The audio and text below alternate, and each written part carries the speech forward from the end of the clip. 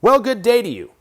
It is February the 8th. I hope wherever you are, you're having a wonderful day. My name is Gary Willing. I want to welcome you to Search for Signs if you're new, and welcome you back if you have been here before. But whether you've heard this information or you're totally new, I hope that you take a step further and look into it and investigate it for yourself and educate yourself better about this information.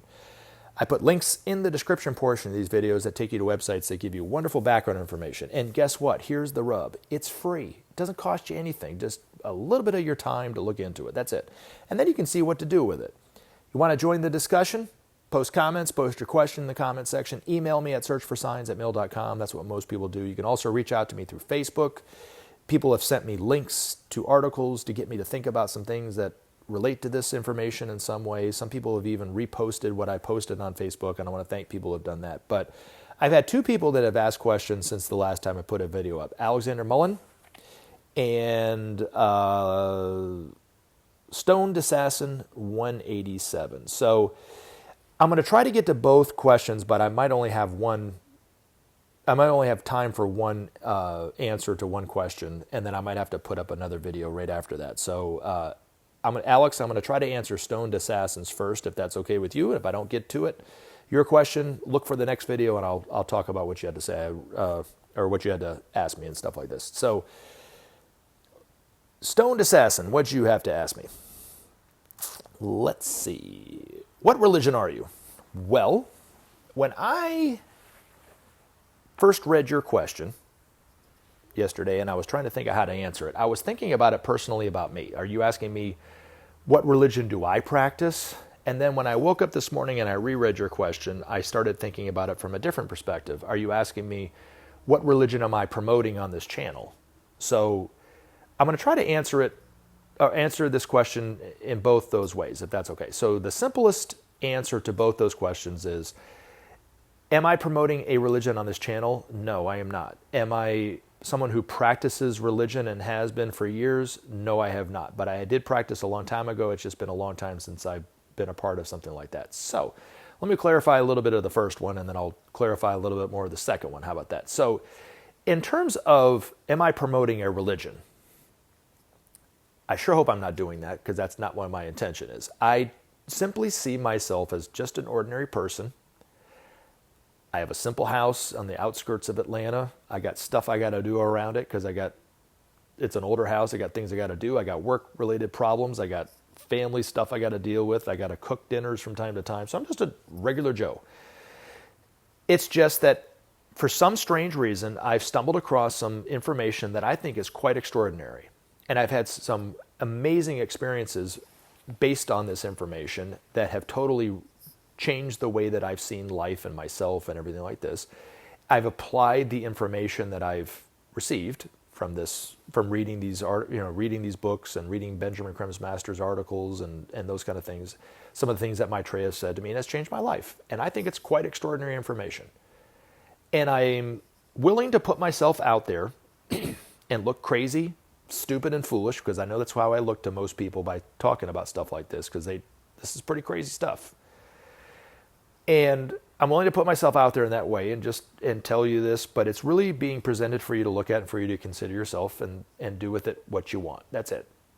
I'm not looking for devotees. I'm not looking for money. I'm not looking to build a new structure so you guys can all come and meditate and pray with me and stuff like this. None of that.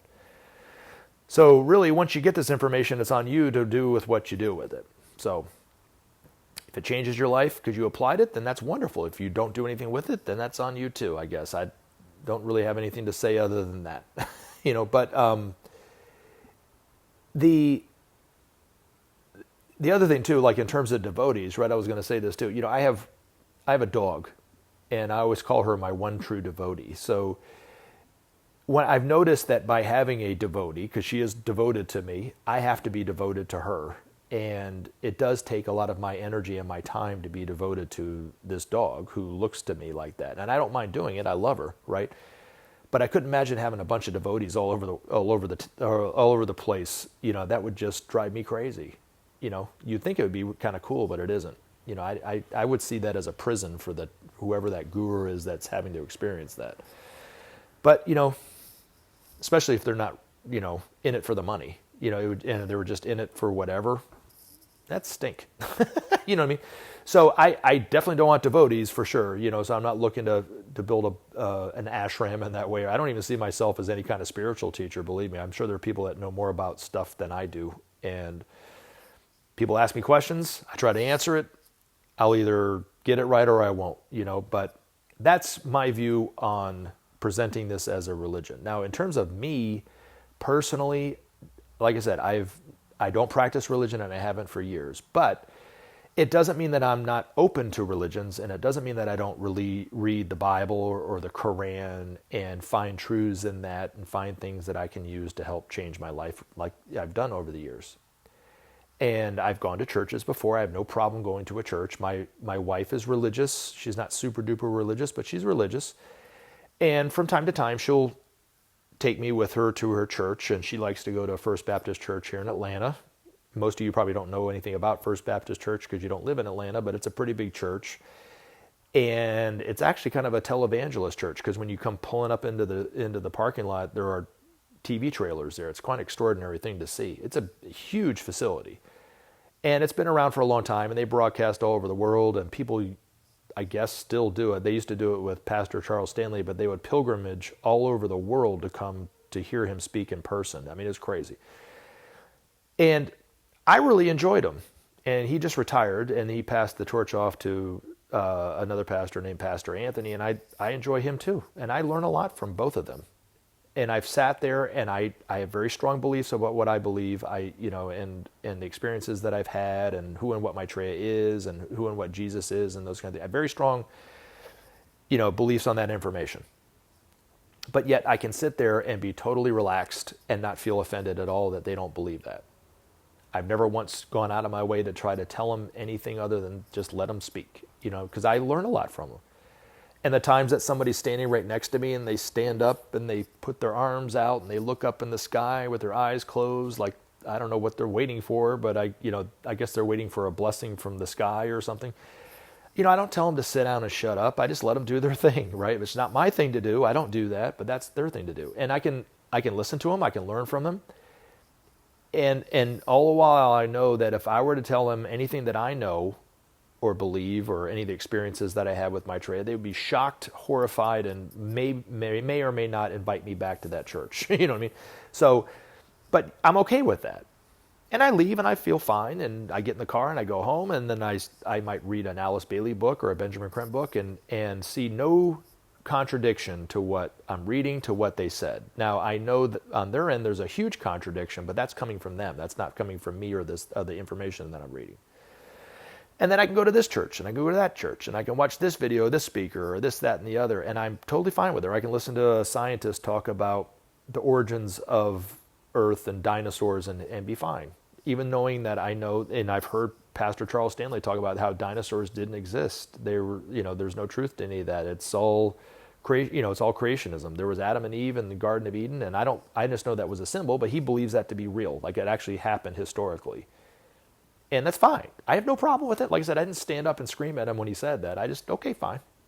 But there were things that he said around that, what he was talking about, that I was like, wow, that's pretty deep, right? So I just don't know why more people can't do that.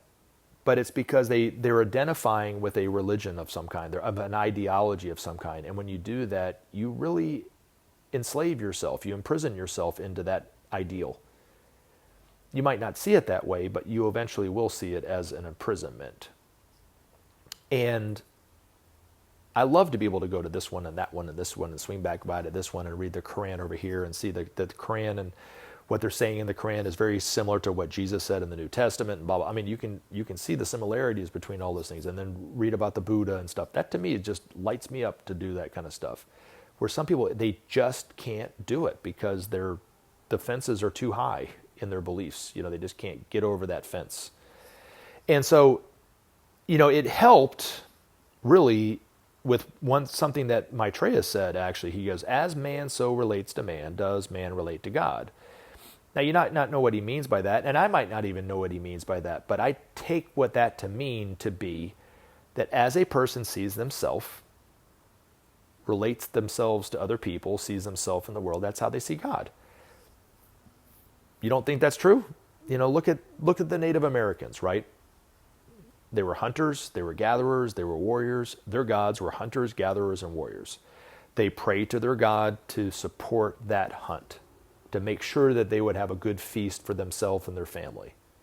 They were unsure whether they could find an animal to kill, but that god gave them that animal in response to their devotion to it or whatever, right? That was what they believed.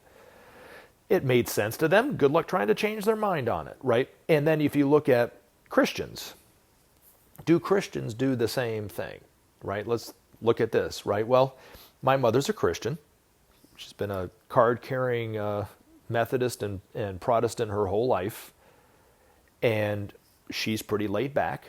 She's accepting of other people's beliefs. She's got a lot of friends from different walks of life, some Catholics, some this, and she has no problem with them having that kind of belief. And guess what? Her Jesus doesn't either.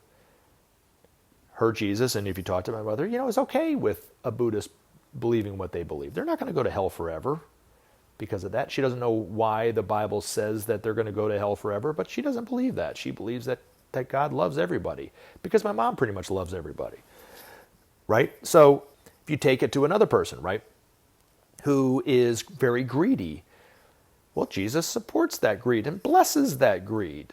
And they wouldn't have gotten that new Mercedes if it wasn't for Jesus. Did their Jesus do that? For them, that's what they believe, right? And then if you look at, capitalist Jesus, there are people that probably believe Jesus was a small businessman from Galilee who supports business, who likes lower taxes, who didn't say give to thy poor, but to give to the rich so it trickles down to the poor and those kind of things. And then if you look at, somebody who's very, very critical, well, their Jesus is very critical too. There's SEC fans. I don't know if you know the Southeastern Conference of college football, right? If you are a Georgia fan, God and Jesus do not support Alabama. They support Georgia. If you think I'm crazy, just ask a God-fearing Georgia fan or a God-fearing Alabama fan. If you're an Alabama fan, it's not like, well, I think Jesus said he supports Georgia in the Bibles, but I'm still an Alabama. No. Jesus is an Alabama fan, right? So it's very much the same way, but just a little bit more complicated than perhaps the Native Americans had about their God, right? But there really is all these different pedalizations and manifestations of Jesus out there based on who and what the person is. And they have some similar agreements, so they're not fighting at each other all the time, but really who they are, how they see themselves, how they relate to others is how Jesus is. It's 100%. It's uncanny. It's universal, really. So that's why I kind of stay away from that stuff and try to seek some truth as best I possibly can. So anyway, hopefully I answered those questions. Stoned Assassin 187. So I am going to put my answer in another video, Alex, so it doesn't get too long. So I will quickly record my response and answer to your questions. So look for them. But anyway, I love you guys. Look forward to putting up other videos. You guys take care, and thanks for everything you guys do. Remember to take action and help SOP save our planet. Thanks for listening, and we look forward to talking to you again in future videos.